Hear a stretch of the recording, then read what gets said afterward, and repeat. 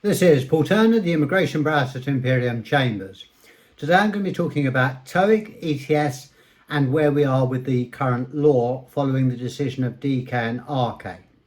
As anyone will know, there's been a huge scandal around ETS and the way that it was aware of fraud before the Panorama programme exposed it. Now, the recent test case, which dragged on for a long time, DK and RK, was finally heard and dismissed in the Upper Tribunal a few weeks ago. Is that the end of the matter? And what does it mean for people that are accused of cheating in Toeic?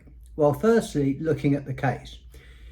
In the case of RK, the matter is being appealed to the Court of Appeal. First of all, the appellants will be appealing to the Upper Tribunal, asking for permission to appeal to the Court of Appeal. If that is unsuccessful, they will appeal directly to the Court of Appeal. They will, of course, enjoy my full support in any appeal that is made.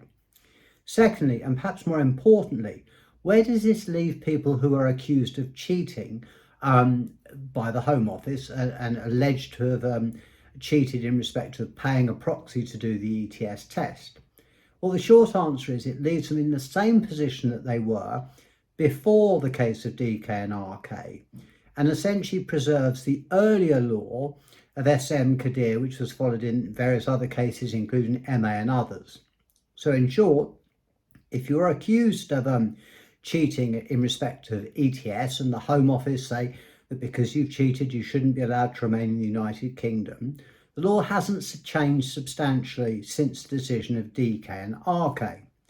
What this means is that the Secretary of State can say you have cheated. You will get an in-country right of appeal following the case of Arsan, which was back in 2017. And then it will be for the client's job to prove that they have not cheated. Now, this is something that I've been doing a huge number of cases and generally winning a large number of them on the basis of establishing that the individuals were able to speak English prior to coming to the United Kingdom, that they acquired qualifications whilst in the United Kingdom, in some cases that they'd worked in the United Kingdom, and preparing detailed statements. It tends to be that where cases are well prepared and where cases are put together properly, the courts have tended to allow a fair number of appeals. Now, what are the consequences of the appeal being allowed? Well, if your appeal is allowed and you have less than, you came, say, into the United Kingdom in 2014, you'd be granted 30 months leave to remain. If you entered the United Kingdom and had leave, you entered in 2010, and then you had leave until around 2014 when they alleged that you'd committed the ETS fraud, then if you clear your name, you would be in a position to put in an application for indefinite leave to remain, something that I've done successfully for a number of clients, and indeed some have gone on now because of the delays in this case, to obtain British citizenship. There's also a third element to this, which is starting to emerge, and I'll provide further details, which is compensation.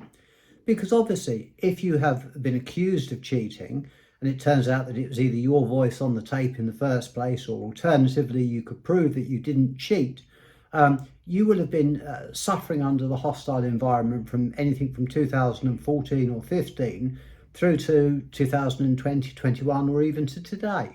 So there are cases being brought where the Home Office are considering claims for compensation for people who have had to spend a lot of money in clearing their name, people who have lost out on work, people who have lost out on their studies. And there's been an awful lot of clients that have suffered quite serious psychological harm as a result of being alleged to have been a cheat. And some of this has caused some problems back home because their parents believe that the British government could never do anything so silly as to accuse somebody of cheating unless they really cheated. Obviously, the people back home don't realise that the Home Office is somewhat incompetent and often makes a large number of mistakes. So, in short, the case of DK and RK, or RK as it now is being appealed to the Court of Appeal, and I'll update you in respect of that. In respect of if you've been alleged of ETS or Toeic fraud, that is not the end of the road. You will be able to continue with your appeal, and if you can establish that you didn't cheat, and I can happily help you with any of that, then you will win your appeal. So whilst it is a disappointing decision, it is certainly not fatal to people that have been alleged to have cheated. So I hope this has helped clear up matters and update people in respect of the fact that the matter is being appealed. I will bring you further information when I have it. And thank you very much for watching this video. This is Paul Turner, the Immigration Barrister at Imperium Chambers.